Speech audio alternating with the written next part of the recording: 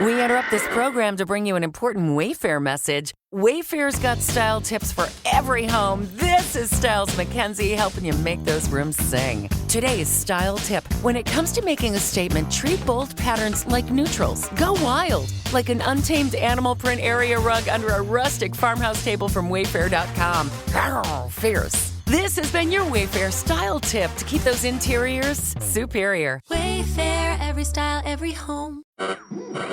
We interrupt this program to bring you an important Wayfair message. Wayfair's got style tips for every home. This is Nicole Byer, helping you make those rooms flyer. Today's style tip, when it comes to making a statement, treat bold patterns like neutrals. Go wild! Like an untamed animal print area rug under a rustic farmhouse table from Wayfair.com. Ooh, fierce! This has been your Wayfair style tip to keep those interiors superior. Wayfair, every style, every home. With so many options, why choose Arizona State University? For me, the only online option was ASU because of the quality. Their faculty was really involved with their students and care about your personal journey. The dedication to my personal development from my professors, that's been extremely valuable to me.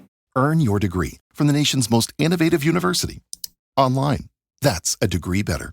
Explore more than 300 undergraduate, graduate, and certificate programs at asuonline.asu.edu. Okay, picture this if you can.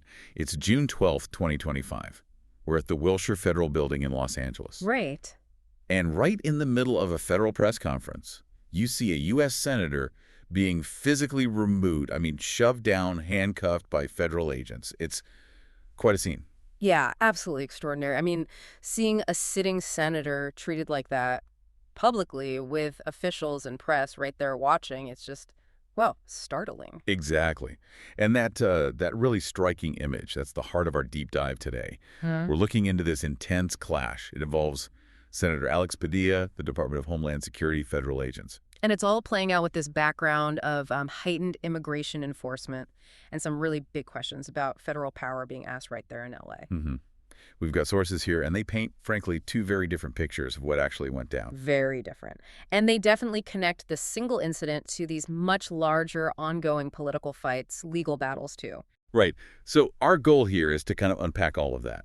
We want to understand the incident itself, obviously, look at the immediate reactions, which, as you said, are wildly different. Yeah. And then sort of connect the dots, right? Link this moment to those broader tensions over immigration, over federal authority that the source material really brings to the surface. Okay, so let's start by setting that scene. Los Angeles, June 12th, the Wilshire Federal Building. Right. You've got DHS Secretary Kristi Noem. She's holding a press conference. The topic, an update on recent federal immigration enforcement, ICE operations specifically. And those operations, the sources tell us, had already caused protests in the city, so tensions were kind of high already. Definitely seems that way. And Senator Alex Padilla, he's also in the building at the same time. Yeah, but not initially for the press conference, right? The sources say he was actually there for a totally separate, previously scheduled meeting. That's right, with other federal officials, including, interestingly, General Gregory Guillot, who heads U.S. Northern Command. Which is significant, given Northcom's role in domestic security. So that meeting itself might tie into the whole federal deployment issue simmering in L.A. Good point. But Padilla also decides to go into Secretary Noem's press conference. And this is where, his background really matters. The sources make a point of highlighting this. Yeah, he's the top Democrat on the Senate Judiciary's Immigration Subcommittee. Right. And he's the son of Mexican immigrants. He's been a very outspoken critic of the administration's immigration tactics, especially the escalated enforcement. He has. He's on record condemning earlier ICE raids, accusing the administration of things like terrorizing communities, breaking apart families, even putting citizens in harm's way. Strong words. Very strong. So when he goes to this press conference, according to his side of the story and these sources, it wasn't just like a random impulse. No, he says his office had been trying to get answers from DHS about these specific LA operations, about the National Guard being sent in, the Marines too. And they weren't getting much back. Little to no information is the quote used. So he saw showing up, trying to ask a question as part of his job.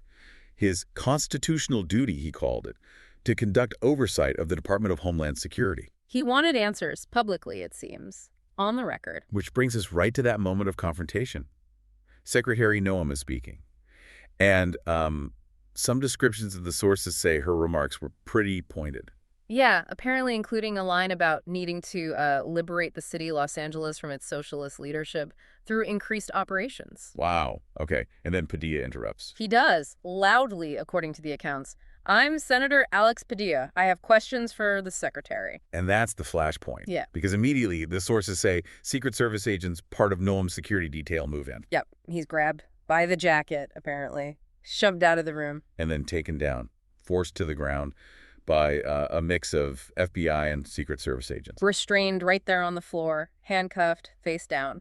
The sources even quote him protesting, saying hands off, and apparently mentioning that he couldn't physically lie flat and keep his hands behind his back at the same time. And there's that detail, too, about an FBI agent reportedly blocking a staffer's phone camera, telling them to stop recording. Yeah, just a really intense, chaotic scene described there.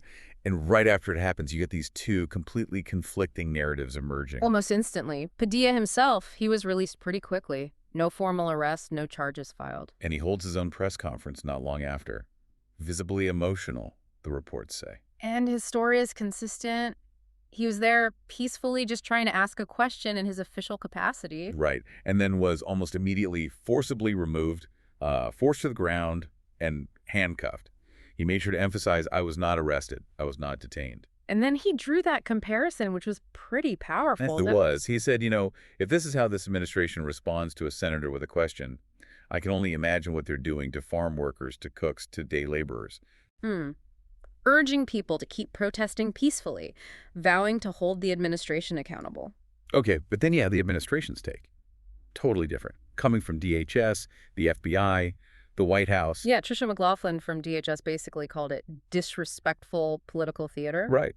Said Padilla interrupted, didn't identify himself properly, wasn't wearing his Senate security pin. And crucially, that he lunged toward Secretary Noam. That's a key claim, that he didn't back away when told. And therefore, the Secret Service thought he was maybe an attacker and acted appropriately in their view. Then you had Dan Bongino, FBI Deputy Director, chiming in on X, reinforcing that claim about the security pin and adding that Padilla physically resisted law enforcement. And the White House, Abigail Jackson, called it grandstanding, an immature theater kid stunt. And even sort of pivoted, suggesting Democrats were more upset about Padilla than about alleged violent riots and assaults on law enforcement in L.A., kind of deflecting there. So one event, two completely opposite interpretations, motives, actions, everything disputed.